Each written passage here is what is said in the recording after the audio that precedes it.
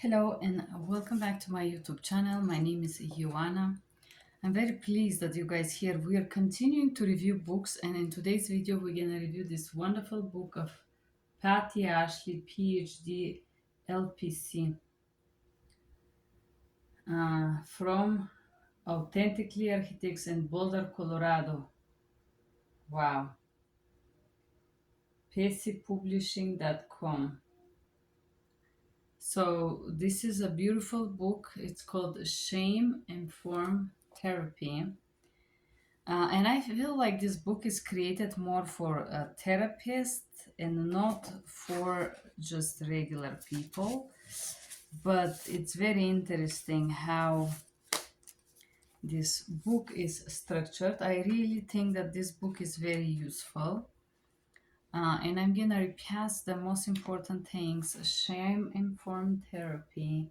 And this is Patty here. I'm happy when I can show the author, especially if they create something so valuable. So, uh, let's start with this book. I believe that it's good to read this book, Introduction, Core Shame. And here it is very interesting schematic where shame comes from. So what is the things that shame bring?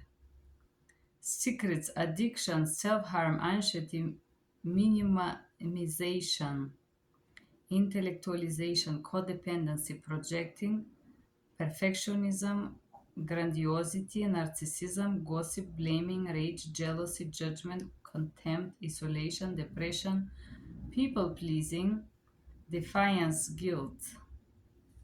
All these things happen if we feel shame.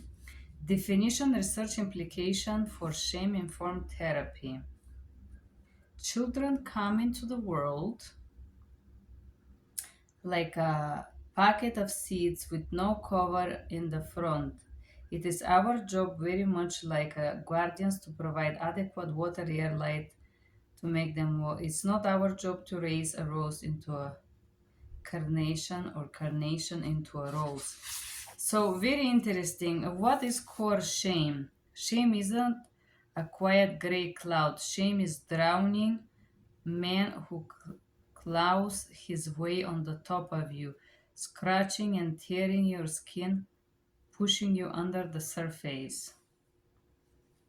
Shame is the emotion that functions as a moral compass in repairing and maintaining relationships.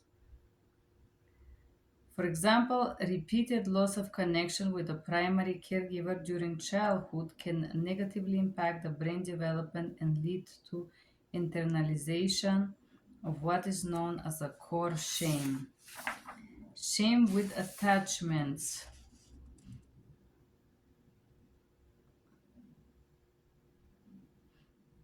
As example, if a child is told that they will never amount to anything, then they may develop a story that they're worthless or a disappointment. In turn, they can repeatedly fail in tasks and set therefore them or conversely achievement in attempt to never make a mistake. So basically, they're telling that how when this book talk about how when parents shame you or tell you that you're not good enough in XYZ, this may affect you in order that you will attempt to fulfill what you hear. If they say you're not good enough, you will attempt to fulfill this. And then you're gonna start to believe this, whatever it's, I'm bad, I am fraud, I never good enough, I'm a failure, not lovable, not worthy of love, and so on. Core of shame identities: believe I'm bad, flawed, fraud, never good enough, a failure, not lovable, not worthy of love. And I will tell you, I believe that core of shame, out of what this author says, it's not even what you think you are, because as a child you don't know if it's good or bad what you are. But if people constantly show you that you're not loved, this is gonna create the belief in you. The evolution of cell emotional development. Parents are taught how to raise children based. Okay, this is very interesting now. I was amused here. Prior to mid 20th century, social and emotional development was lacking. Furthermore, the average human lifespan was shorter and basic survival needs often look precedent over social emotional ones. Parents were taught how to raise children based on information taken from biblical texts and sources that encourage adults to be masters, and children were taught to be subservient to the parents or to them.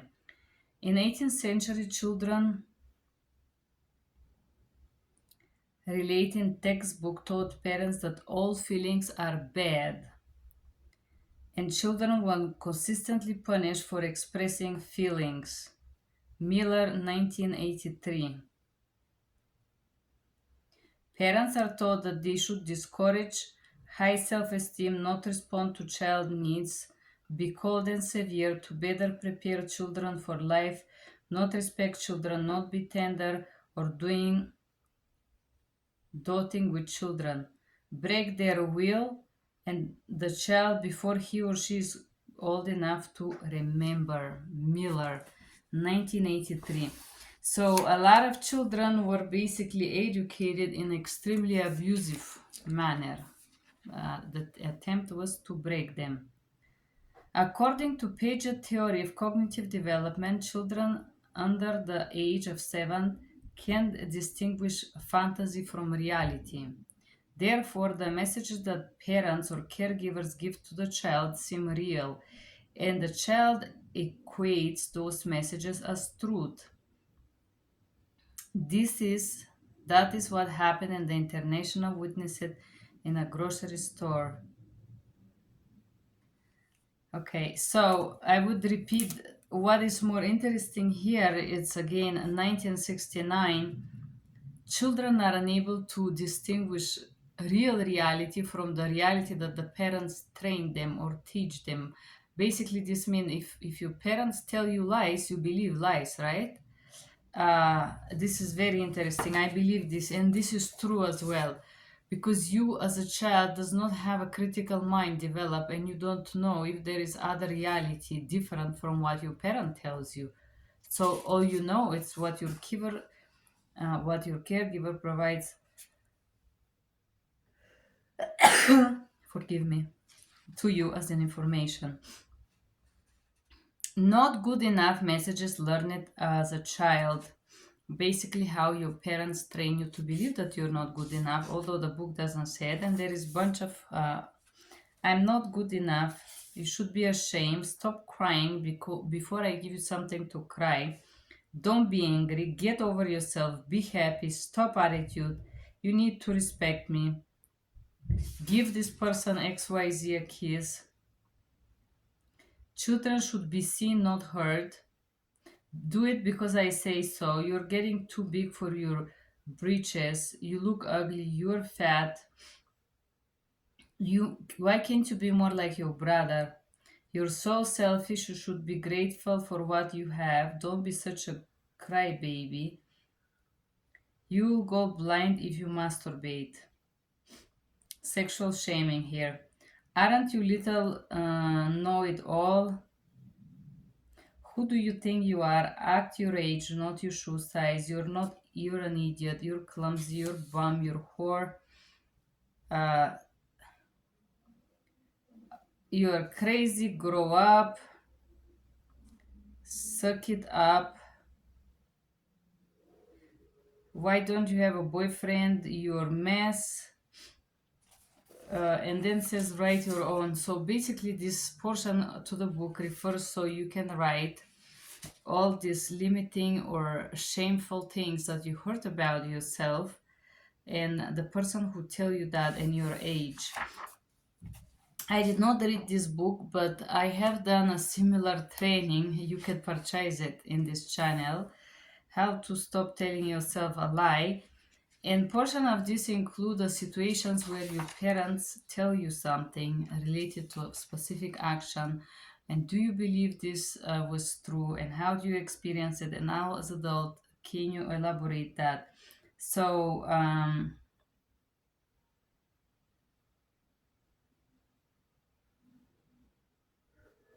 They say an infant needs stable, consistent primary caregiver to establish trust.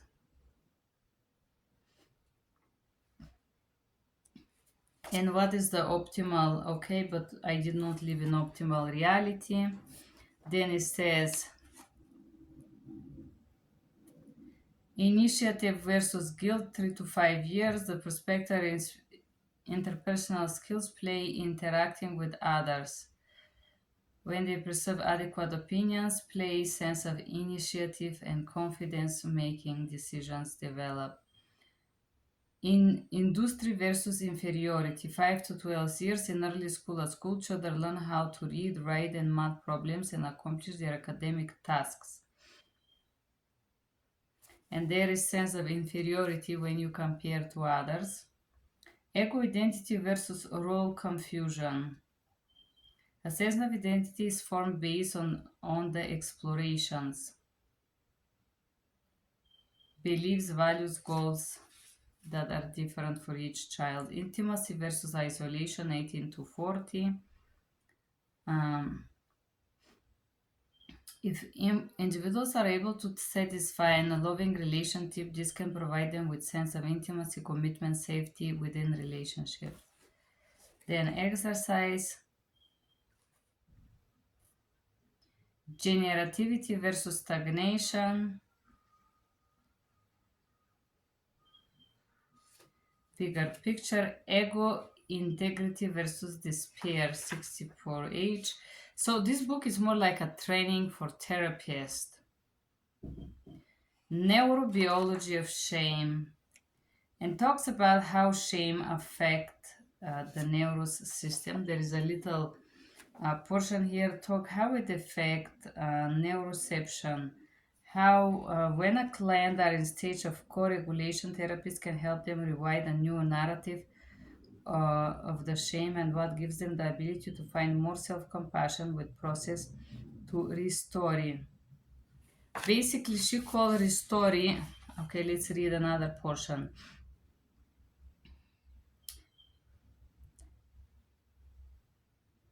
In turn, client may engage in a variety of unproductive responses such as avoiding others, lashing out, turning inward, judging, when shame takes control, basically. Avoiding, judging, lashing, and other behaviors are seen in the shame hub because they don't want to face or discuss something. How neurobiology of shame and trauma are similar. Very interesting. Recognizing, respecting, regulating, restoring. Recognize, respect, regulate, restore, self experience in living freely. Um, and this is talking about how to express. Train your puppy to sit. This is American people. They love puppies for some reason and they compare human to puppies. All of those books. Restoring compassion clips self. Okay.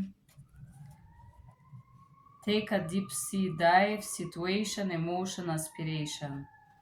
Okay, this is interesting. Situation define what happened using a vague language when you are grumpy. Emotion, you're feeling. This is feeling wounds, angry, frustrated, sad, unloved, unworthy. Aspiration would be great if the parents did XYZ. For example, define a situation that represents story. What is your emotion and what would have been great if your parents did? And feeling chart. There's so much feelings here. I gotta tell you, doing those exercises, I reaffirm to myself that my biological caregivers have been absolute monsters to me, and the feelings that I being experienced has been horrible. I'm just gonna read some of them. I feel abandoned, abused, alone, angry, annoyed, anxious, ashamed, awkward, betrayed, broken, captive, centered, no, clumsy, cluttered, commanded, confused, disconnected, not content, weak, not curious, depleted, depressed, directed, disconnected, disliked, dismissed, disorganized, not satisfied, drained, edgy, embarrassed, empty, excluded, frustrated, gaslighted, hurt, horrified, humiliated, irritated, invisible, isolated, being called lazy, yes, lonely, miserable, misunderstood, mortified, negative, nervous, neglected, offended, out of control, overwhelmed, owned, poor,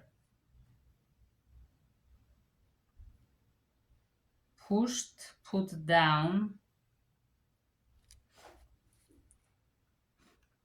rushed, sad, scared, scolded, shocked, sick, silly, smothered, stressed, suppressed, tired, trusting, ugly, unaccepted, unappreciated, unhappy, unloved, used, and useless. This is my all the negative feelings here. Most of them are what I experience, and I keep. If my parents show around, they keep pouring this on me. So it's not me. Train your puppy to sit. How to train yourself to say I am good enough, and self acceptance. I am enough. I can do my best, and so self care, emotional needs. No one is around to listen to me. I journal, I can draw, paint, and I can listen myself.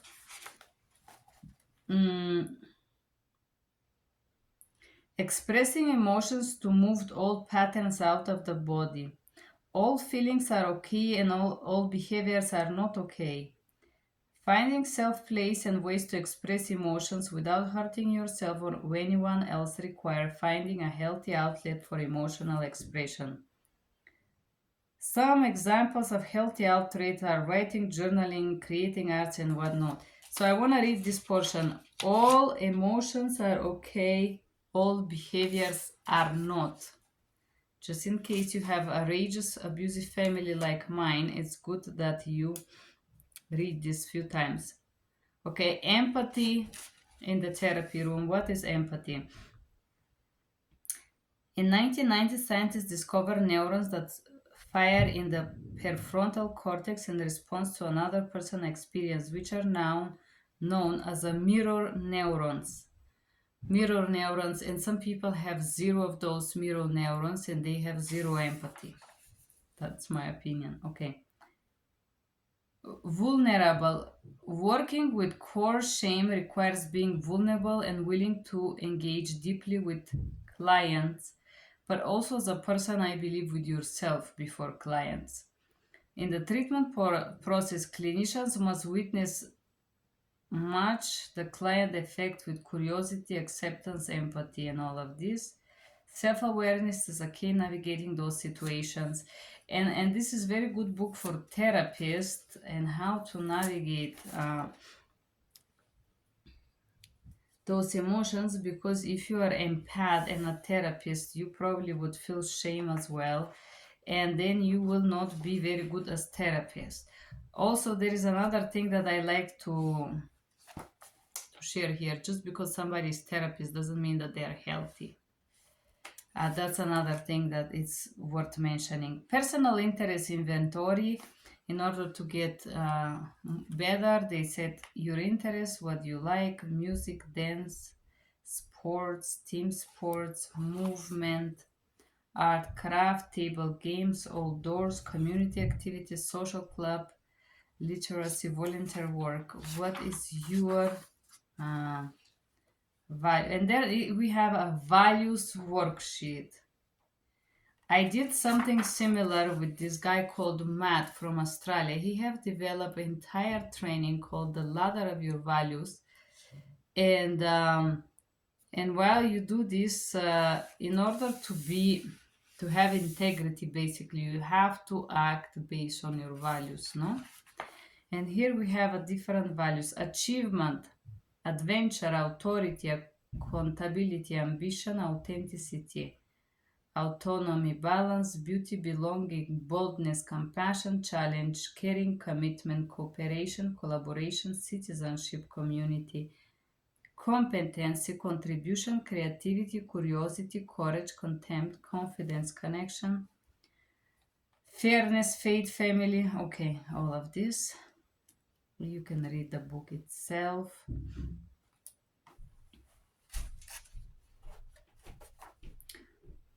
My mother was visiting at the time, and I told my daughter to stop crying because she looked prettier when she wasn't crying. My daughter screamed many times louder, and her tearful cry turned into the hysterical wailing. I, I was at school at the time learning about how we need to validate our feelings. I told my daughter that my mother that my daughter would stop crying when she is ready. And my daughter heard me and immediately stopped crying. So sometimes we just need a space where can we safely express our emotions, um, which sometimes is just with ourselves. Embracing paradox.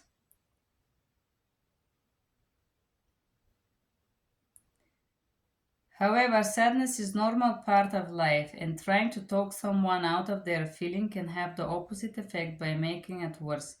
When individuals suppress their sadness without allowing themselves to actually feel what they're feeling, this can induce more shame because they often find it difficult to quarrel the emotion.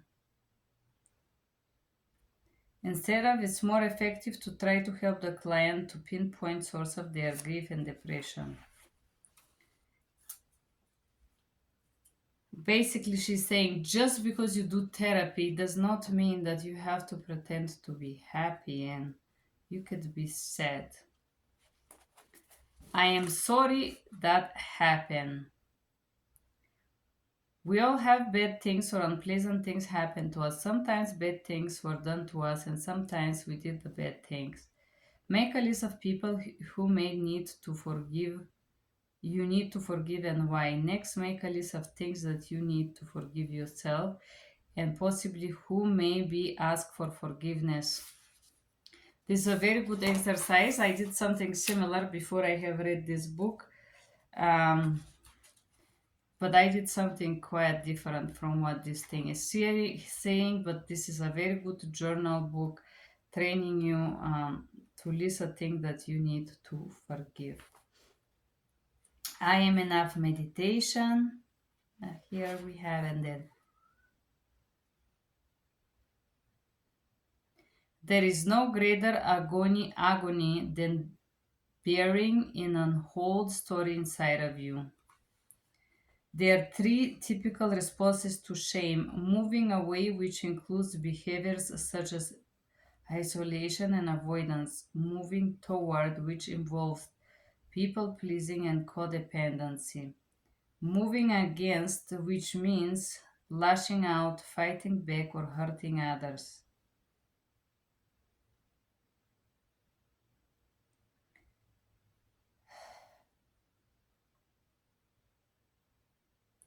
Defense against shame. Clients use blame as a defense mechanism when they point the finger to others so they don't take responsibility for themselves. Gaslighting is another thing. Perfectionism is another defense mechanism against shame. Clients use minimization as defending from their shameful behaviors. Narcissistic self-inflation is a defense. Rage is another defense mechanism. Codependency is often another reflection of shame. Avoidance as defense mechanism, hopelessness, addiction. Finally, judgment occurs often offset. It's a core of shame. So if somebody judges you, it's because they're ashamed of what they do. How to co-regulate this, co-regulating safety and equal power. This is for therapists. Mandala drawing, very good. Some different rituals here that she advised for some reason. My freedom to manifesto, letters to and from me. As you grow older and longer depends on your patterns, remember, okay, recognize your inner child and met needs. First step, writing a letter to your younger little me. Dear Annie, you were a wonderful, happy, smiling child that was always looking to help others. You refused to believe when they were mean, persistently mean and cruel to you because you needed to survive. You went through so much. I am so proud of you. I love you.